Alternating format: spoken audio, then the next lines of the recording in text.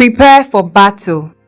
I saw a group of Christians in a church meeting, and as we were all sitting, a man walked in with light glowing from him. Then light emanated from the people, and the lights met at the center and went upwards. I asked the man all my questions. The light was really bright and piercing, so I asked if light is not supposed to come from heaven and why all the light was coming from the room. He explained that when we have the Spirit and the Word in us, then the light will come from us. It was about worshiping God in spirit and in truth.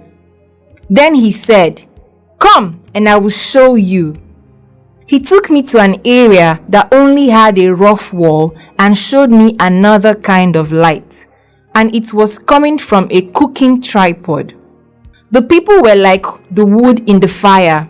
They lifted their hands as though they were standing to worship, and fire rose from it. But the light coming from the fire was darkness, and it filled the place. I could not understand how that could be. He said that the light in us was what produced light or darkness. For these people, the light inside of them was dark. We were the source of the light. That is, we were the firewood which lit the fire that brought out real light. Then he took me to a room which was filled with aborted babies. The power rose halfway to the roof. The sight was really terrible. The babies were dead, and the man was telling me that abortions bring about darkness in the church. The darkness that came from this place was very great. He said that this is the worst kind of darkness. There was blood everywhere, and I asked him to take the darkness away.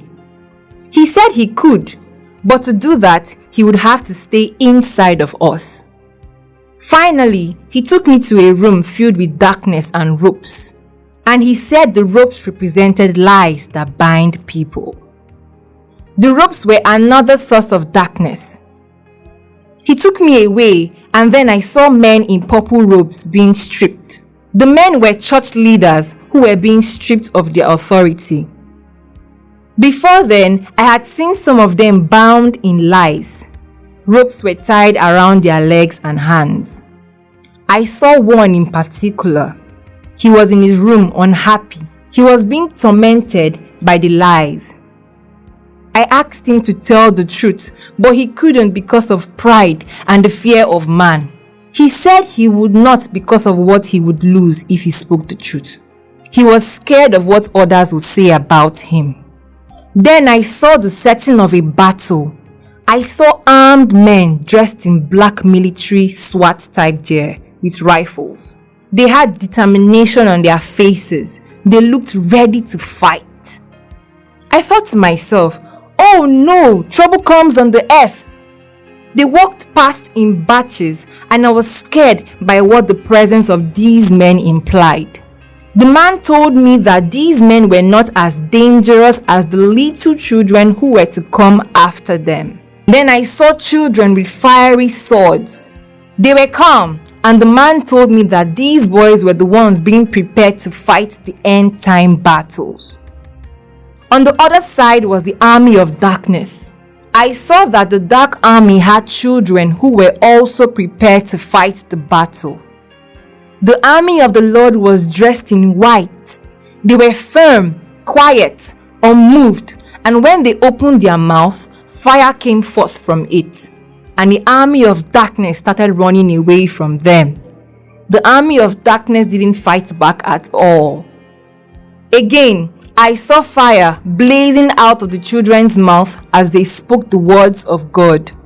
I also saw that TB Joshua's church building fell, and many people were killed in the process. Then I saw a flood on earth, which seemed to sweep away dirt, houses, and people.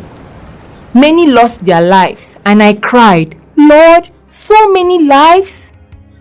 And he said, "If a man will purge himself, he will be a vessel fit for the master's use."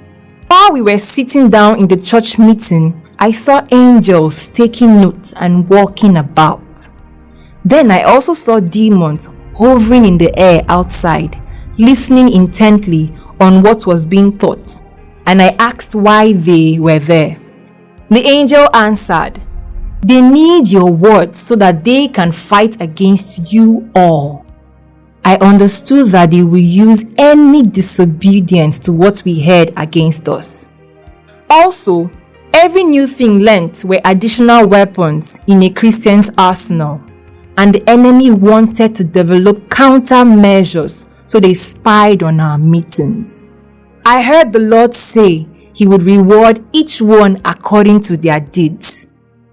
I also heard, "Children are inheritances from God, the heirs of salvation, ones with whom He is pleased."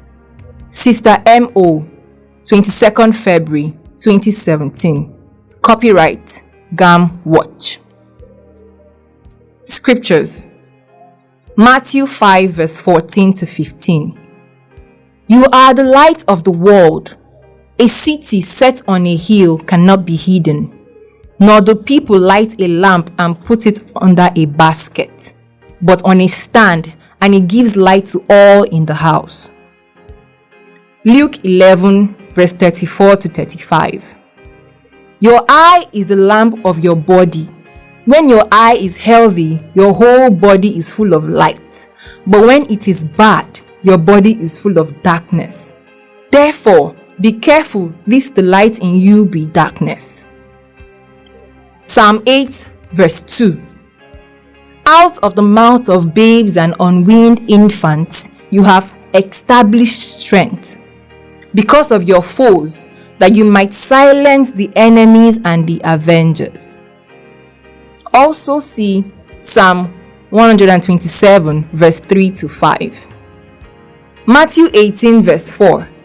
Whoever will humble himself therefore and become like this little child, trusting, lowly, loving, forgiving, is the greatest in the kingdom.